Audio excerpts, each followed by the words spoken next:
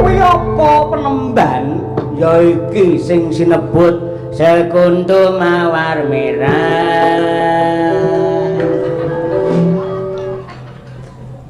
Rahasia Sekuntum Mawar Merah. Iki mawa wewadi, mawa sarmadi, wewadi. Sabdo jati ora.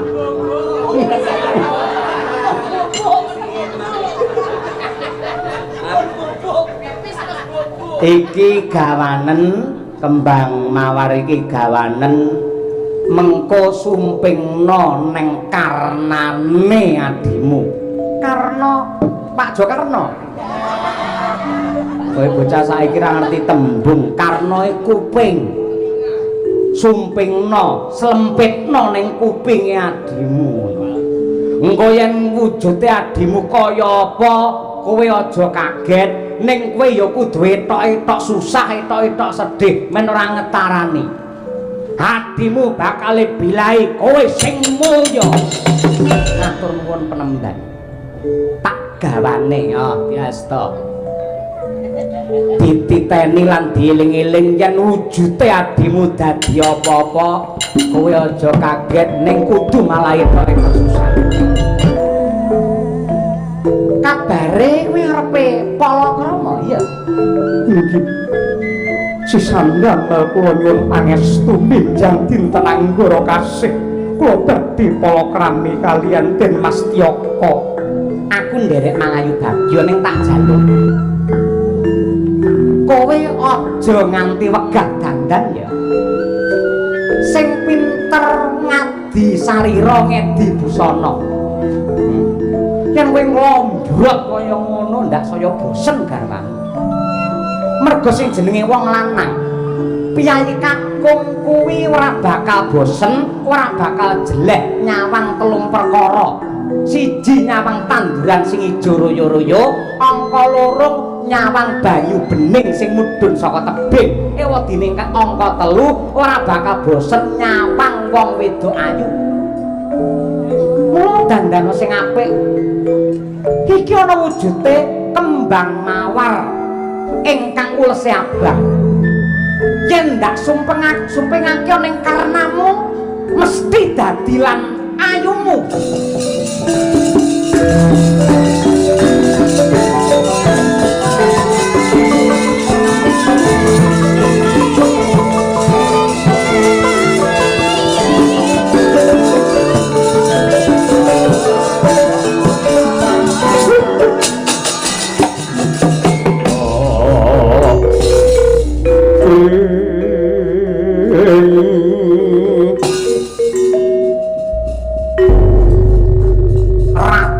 Ndarawati iki sing jeduluk Sri Bathara Kresna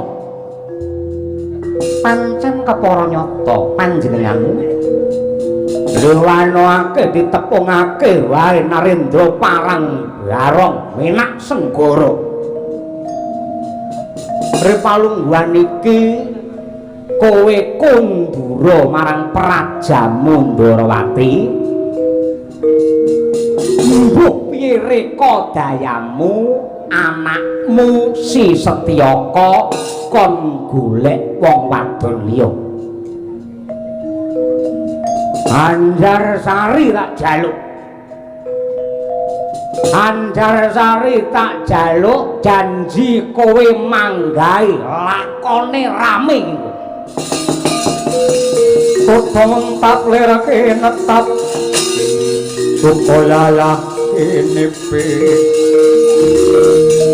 dodo pang mawingo angin sing lakone rame kowe ora sida mantu ning kepeksa ana layang kabar do momot layar kaca do nayangake Ratu Ndarawati glundung sirahe merga dipateni karo Menak Senggara cangkeme.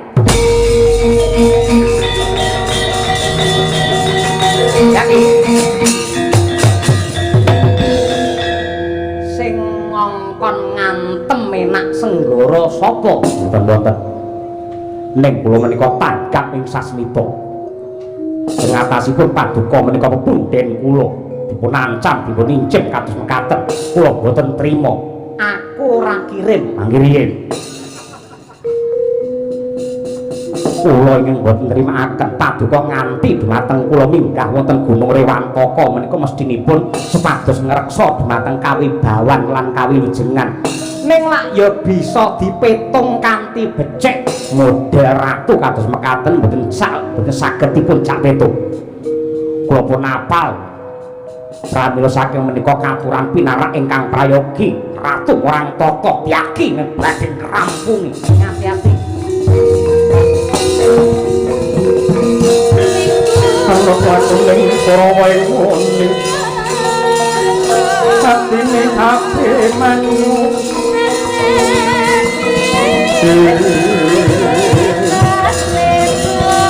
Semang citra tampil sang Sopiati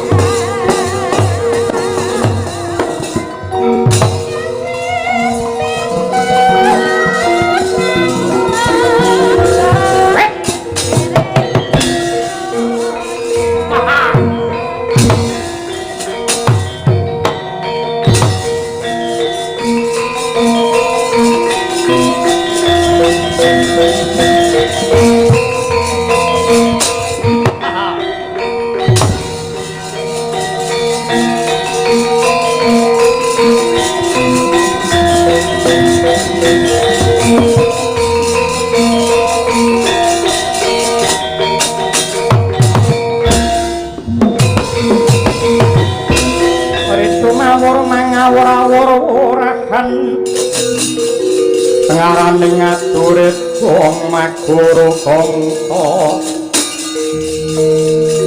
tetep kaya butula wara pangriting rangga hesti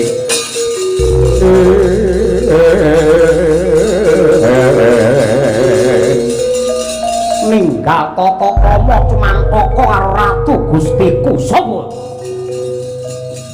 Senopati Glorawati Setyaki kang dadi aranku kowe kesete Prabu Menak Senggara ya dasar para nyata tumandang garba kang dadi aranku kowe ngejak geger ngejak rame tumrap lakon iki apa syarat nyawamu nadyan nyawa mung siji ora bakat cipuan yen tanding karo kowe sak wadya balamu piye jaluk Prabawa umurmu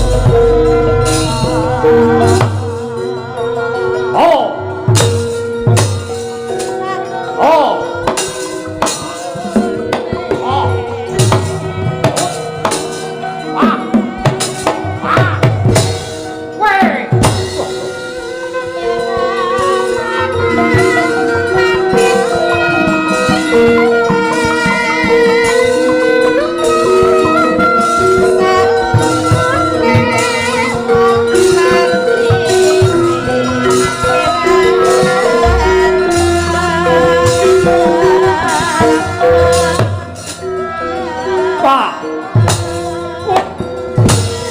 Wah, ya jam. Ah. Sampai kok. Kan?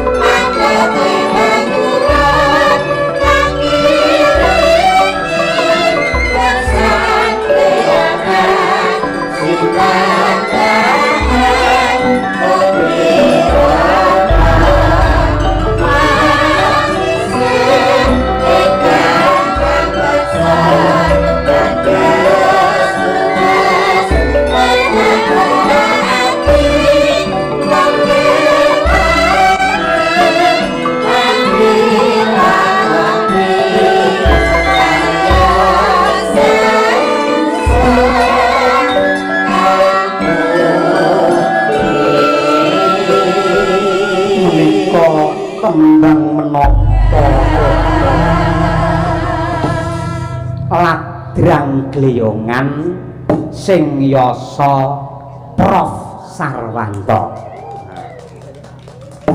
sing nggon foto story saya muda ae nah ndak bacotake anggenku tutur ya Sari wanita uga sinebut putri, estri lan uga wadon. Wanita tegese wani ditata wong wadon yen wis bebrayan kudu wani lan gelem ditata karo guru lagi anggone mbangun keluarga tumuju marang kautaman lan uga kerukunan. Angka loro uga sinebut putri, puput marang tri perkara, tegese rampung telung perkara ya kuwi leladi marang guru lagi, leladi kelawan wong tuwa lan uga leladi marang putrane kabeh. Uga sinebut estri sing tegese adek-adek, mula dadi wanita mono kudu bisa dadi adek-adek tumrape wong omah-omah. Tindak tanduk mono-muni kudu dijaga sing kanthi apik lan becik, merga tumindake bakal dicontoh karo putra-putrane. Ingkang pungkasan sinebut wadon tegese wani dadi papan lan dadi panggonan tumrape kakunge anggene tentremke rasa lan papane anak mbeningake pikir. Mula wanita kuwi kudu bisa ngedem-dem marang swasana, ngendhakake lan uga ngemutake lamun ta garwa lagi suntrut lan duka. Yen ana perkara keluarga, wanita kudu dadi banyu, aja malah dadi geni sing bakal ngobong wong bebrayan. Gatekno caritane satriya lenowe kang mardi mring kautaman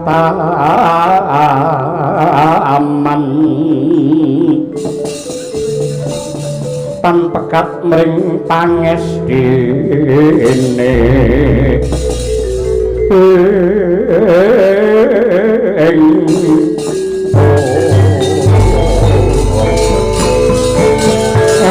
ayun ayun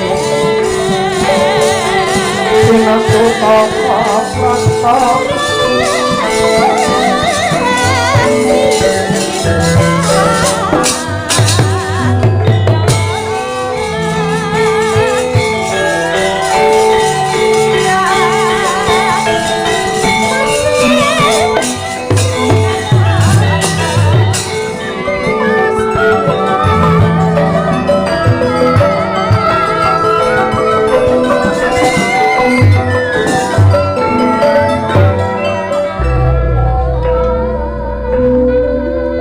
tentrem lan tintrime rasane wong tuwa iki gumantung saka pakartine anak. Wong gerang rasane kaya munggah swarga tundha sanga lamun to anake mbangun miturut kawan kandhane wong tuwa tansah digen-gening panembah ngesti marang pangibadah, bangun miturut marang reh perintah lan dawuh wong tuwa. Ning lamun to patrape anak wegah tampa wewarah nampik marang pitutur becik, kowe ngono ki padha karo nyengkake bapakmu enggal mudhar, nyengkake wong tuamu enggal nyemplung ana ing neraka jahanam.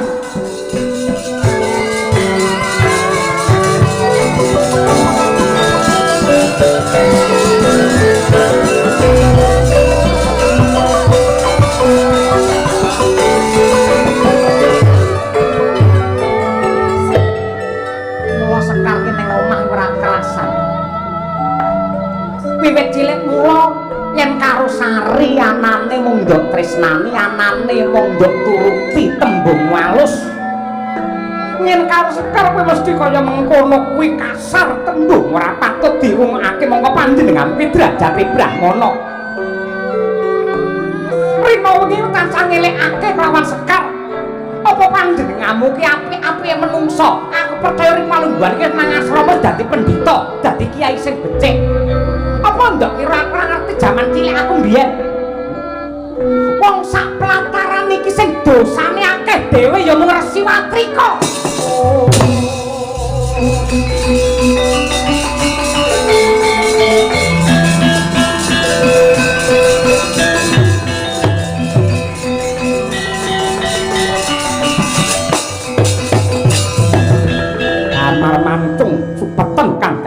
bojomu sing ngayawara. Lekno mripatmu jerengen gobokmu sekar. Ya mergo gedhe lawan prihatine. Manut karo wong tuwa adimu Sari. Sasi ngarep bakale pinundhut mantu kene bakale ana pahargyan lan rupiah-rupiah. Binarwa putra Ndrawati Sri Bathara Kesna kuwi dudu ratu baen-baen. Yen dok tutuk-tutuk nianggenmu srawung karo wong lanang sing gonta-ganti kowe bakale sapa sing gelem ngalap?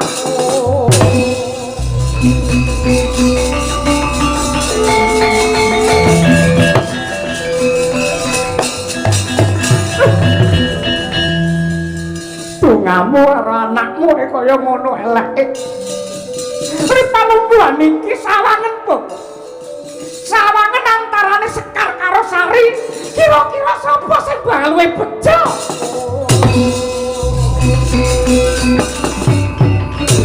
Sekar.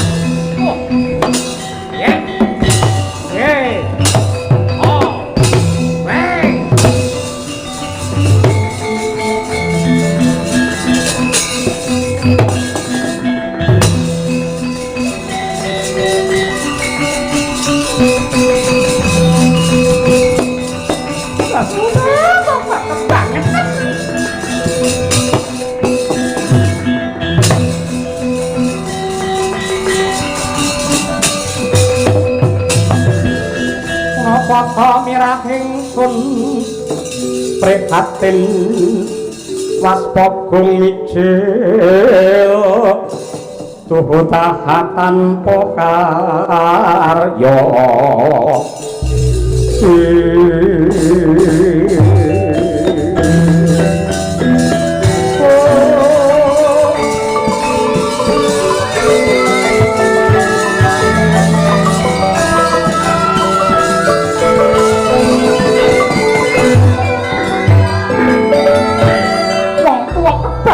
sing dadi ucape mongko mandi-mandine pangucap ora kaya dongane wong tuwa parandene kowe tega mentala bapa watrika kowe bandingake aku lawan Sari. Ripalungguhan iki ora mung marang panjenenganmu ning marang jagat saisine. Sekar bakal mbuktekke kira-kira besok Raden Setya kambruk ning pepangkone Sekar apa Sari sawangen.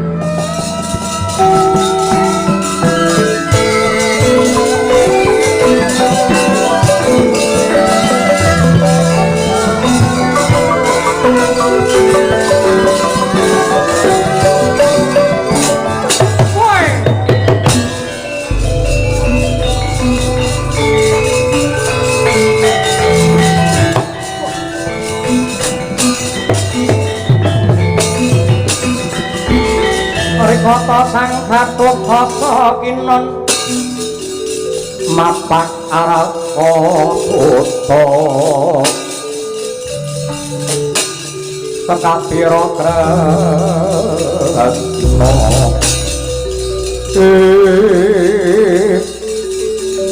murup dadane kaya halilintar murup dadane kaya halintar cakra Panaba. Kawula minggih. Sapa kowe? Master kok. Tambuk marang ulun. Oh? Tambuk marang ulun. Tek ulun tembung kayangan. Astungkara sidang sekaring bawana langgeng. Lho, tek kaya dewa. Pancen ulun iki dewa. Dewa sapa? Bathara Kaca.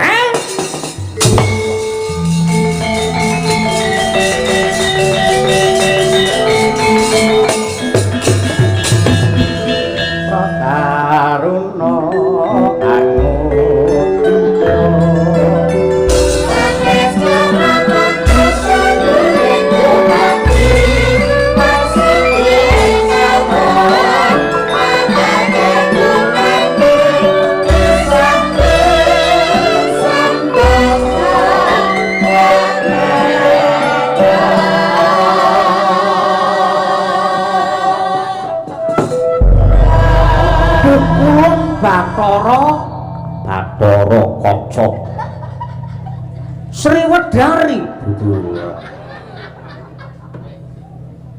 Nuwun sewu menawi Bathara Brahma nika dewane geni, Sang Hyang Bayu nika dewane angin, menawi Paduka dewane menapa? Ulun dewane bledhek.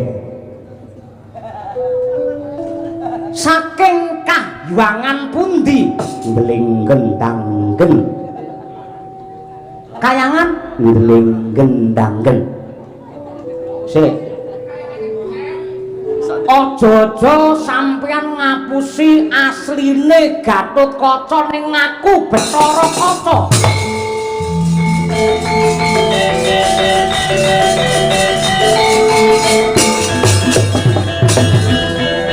Merga wedi karo Minasenggara ngaku dewa ngaku Bathara Kaca, mongko sejatine aja-aja sampeyan Gatotkaca.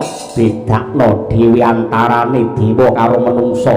Jenenge wae wis geseh kaya mangkono. Ulun Bathara Kaca sing mbok sebut mau Gatotkaca. Gatotkaca Bathara Kaca Meksa beda.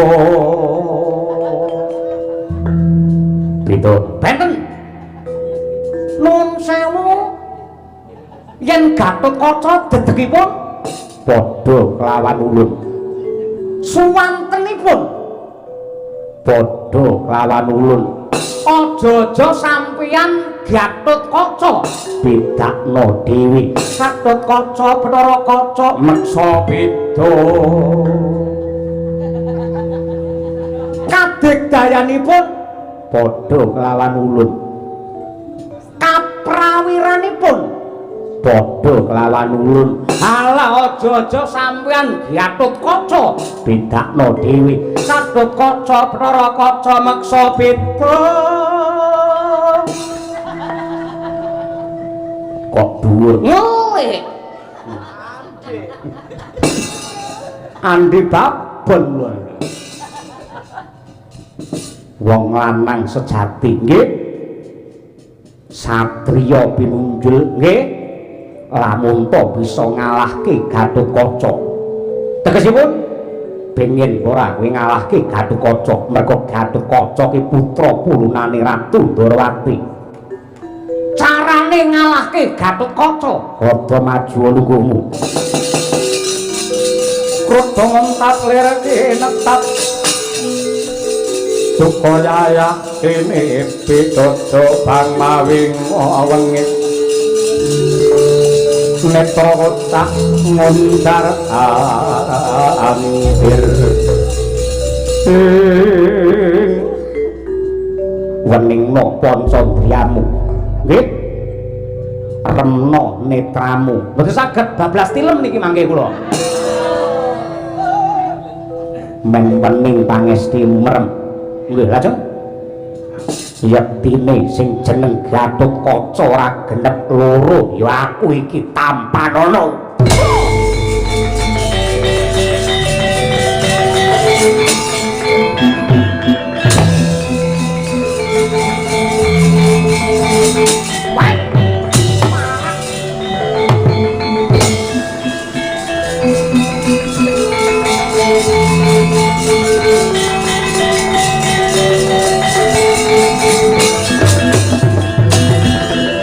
Kabar sing sumebar warta sing rata neng pucuking Gunung Kemukus. Neng pucuking Gunung Kemukus ana pendhita sing kondang pinter nyantet, pinter melet. Coba aku tak sambat karo panjenengane.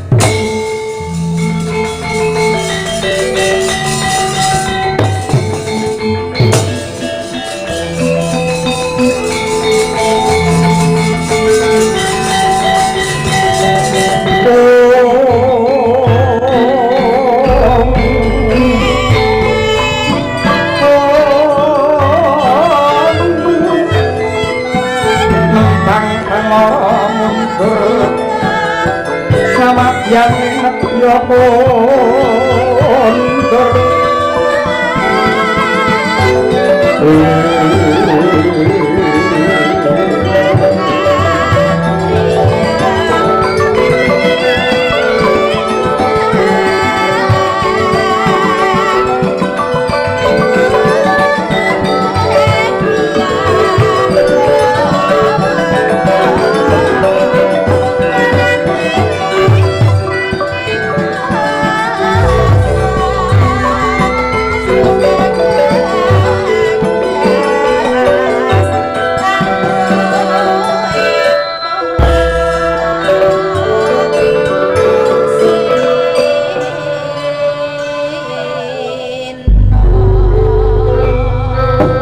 kalwara rasa biar lintang kumedat lir swaraning matu brangko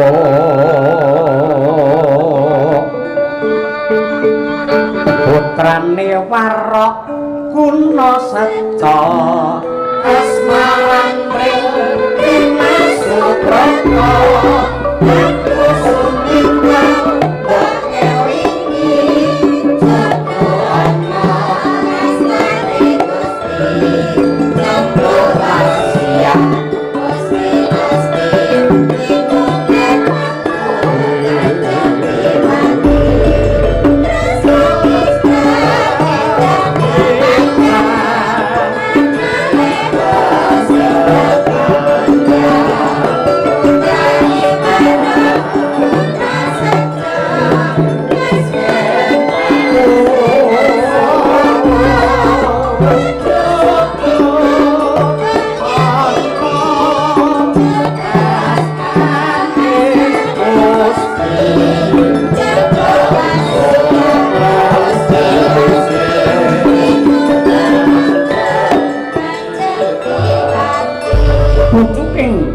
Gunung Kemukus sanadyan kondang kaloka papan ingkang gawat liwat angker kepati barang dene ana Brahmana ingkang mangasrama ing kono anenggih bos kondang kanthi peparap Kiai Singa Dewa Kiai Singa Brewa sanadyan klontos kang dadi mustakane ning gedhe kadigdayane arum swarane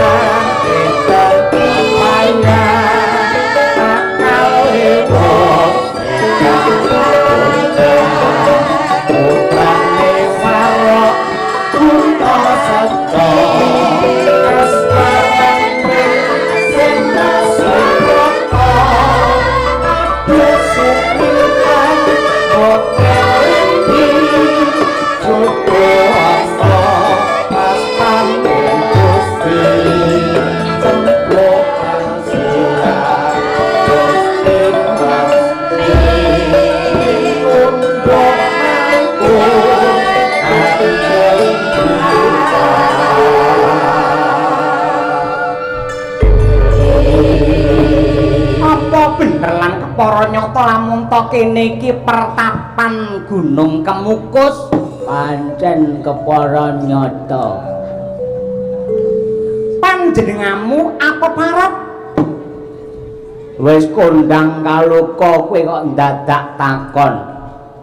Iki Brahmana sing wis viral. Tegese wis kondang singa brewok. Singa brewok pancen Ramaido kondang kaluka ning bareng weruh piyayine kok yeuh ganteng sapi sampean. Cah wedok lambene eleke kaya ngono. Lha cara ngendi coba ngatasi ngaku Brahmana sirahe dientekke rambute dur gondrong ngisor iki ape piye?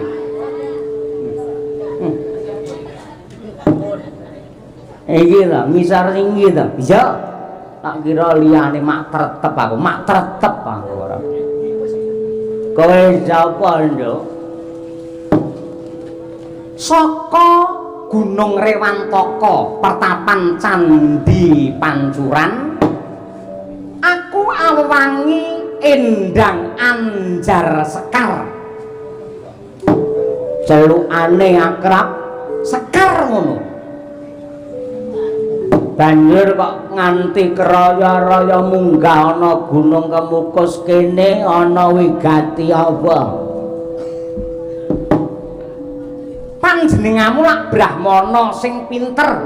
Jare wong-wong ngono kuwi.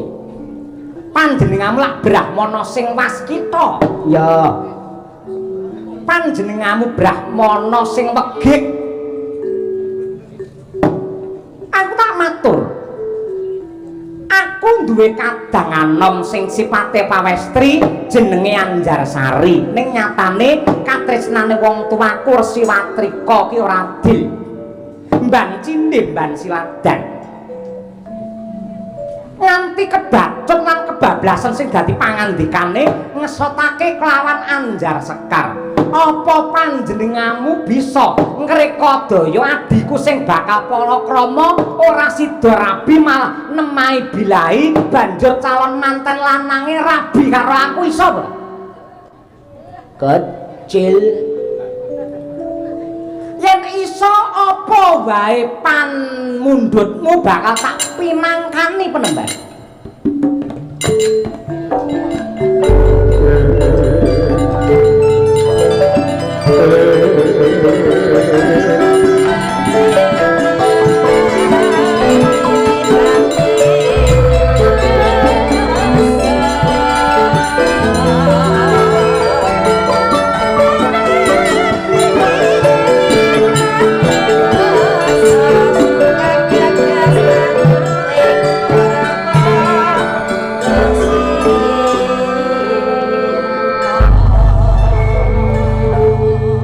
Bangsane jengges nyantet nenung ngono ki gaweane singa brewok ning ya kuwi Jer Basuki mawa biya kelakone Panjangka kudu mawa pangorbanan supaya adimu sing saka pertapan Candi Penataran kae pikun ora. Candi Pancuran lah ya mancur ning Penataran. Gawe cilakane adimu iki gampang tur banget. Ning ana pitukane ngersake dhuwit pirang puluh yuta ora sudi. Ngersake brana picis pirang gerobak ora sudi. Ngersake wujude Raja Brana pira aku ora sudi. Tawani apa-apa tek ora kersa ya njaluk udel apa piye sandinge malah udel. Aku kudu bisa nglebokke kadigdayan linuwih marang kowe ora lumantar kanuragan ning kudu liwat cairan.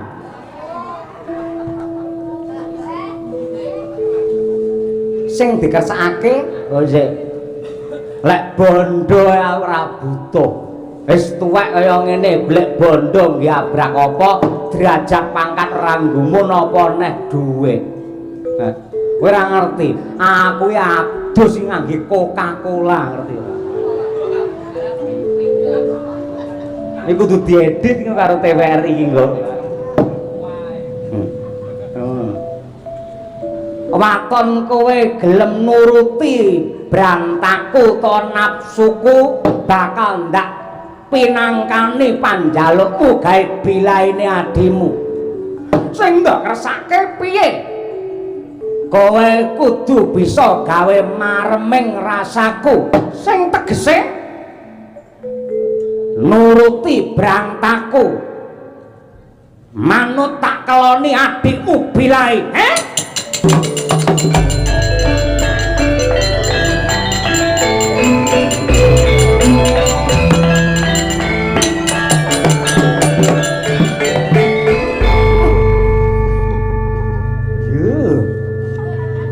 nyebut tuwek keklek kaya ngono ora wong ngumpul kaya gombal ta ngono ari gelem ora gelem tindakno ora ya mulya kana kowe rene ra tak undang pitukane ya kuwi gelem ya kuwi ra gelem ya kuwi penembe kira-kira ora ana dalan liyane sakmosa-mosa lianjan sekar aku isih bisa njaga kelawan kasucenku iso njaga karo kehormatanku yen nganti palungguhan iki bakal ndok renggut bakal ndok rusak temurung aku bakal nandang wirang sajeke urip gelem ya ngono ora gelem ya ngono yen gelem ayo ndang neng mburi yen ora gelem mulya pasienku isih pirang-pirang ayo ayo ya ampun sarunge diuncalne ayo kiku kaya mangan wah si malakama apa pengemban yang rantak pinangkani pamundhutmu tan ngurung cabar anggenku gawe bilahi kelawan adikku apa kaya apa tak lakoni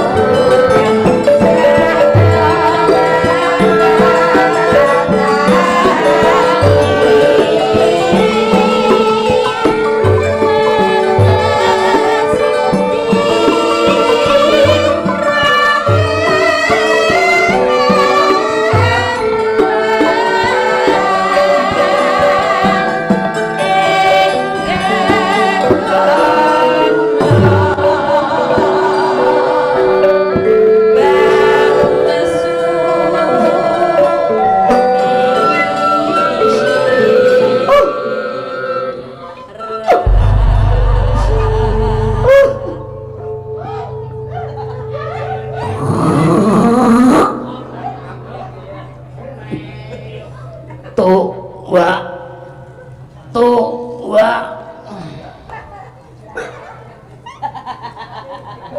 Kebanget.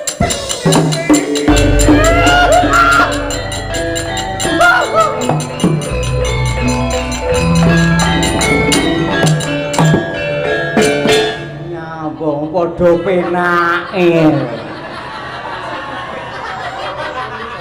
Oh ya ngono wis ta dolano HP wae timbang bingung lemu nyekel bedhug.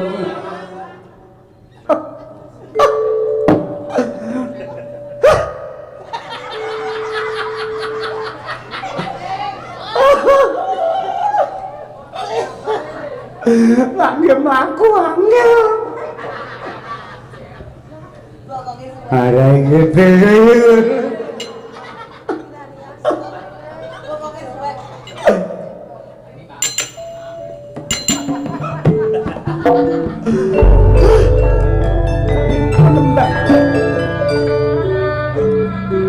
Gandeng ripalungguan iki aku wis nuruti apa kang dadi lepsumu.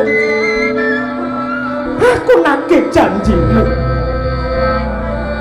Entenono sedih lho.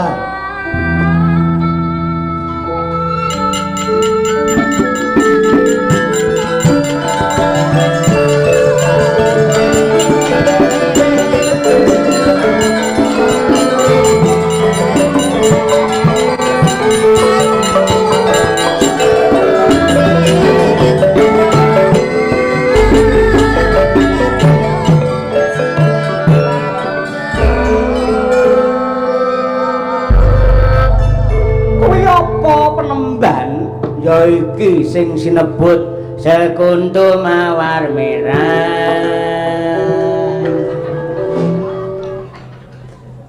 Rahasia Sekuntu Mawar Merah iki mawa wewadi, mawa sarmadi wewadi. Sabdo jati ra.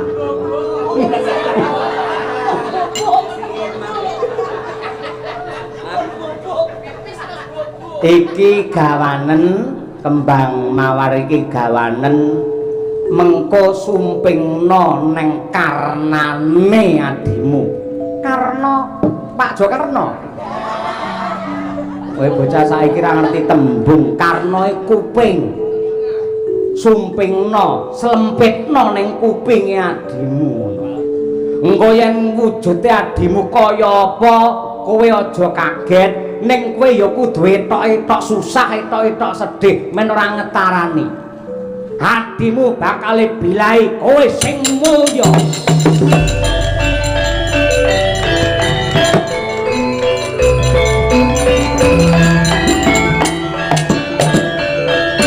Matur nuwun penemban. Tak gawane biasta. Dititeni lan dieling-eling yen wujude adimu dadi apa-apa, kowe aja kaget ning kudu malah etok-etok susah.